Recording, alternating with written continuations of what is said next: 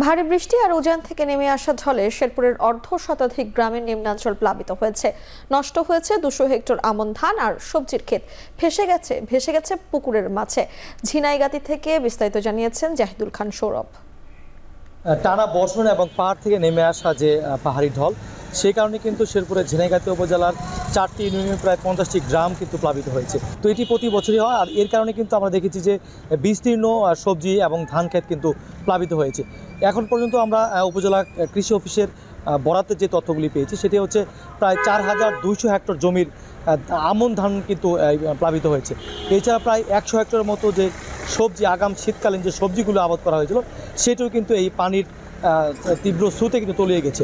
এছাড়া প্রায় শতাধিক ঘেরের মাছও কিন্তু আমরা দেখেছি প্রায় ভেসে গেছে। তো এই বিষয়ে আমরা বেশ কয়েকজন কৃষকের সাথে কথা বলি। তারা বলেছে যে প্রতি বছরই এই মহারশী নদীর যে সরক্ষা বাঁধটি থাকে, সেটি ভেঙে কিন্তু তারা এই ক্ষতির সম্মুখীন হয়। তো কৃষি অফিস বলছে যে এখন পর্যন্ত ক্ষয়ক্ষতির পরিমাণ নিরূপণ করা যায়নি। তো যদি 2-1 দিন সময় লাগবে এই ক্ষতিগ্রস্ত যে পরিমাণ, সেটা নিরূপণ করতে। তো এই ছিল শেরপুরের ঝিনাইগাতি উপজেলা থেকে আমার কাছে সর্বশেষ তথ্য।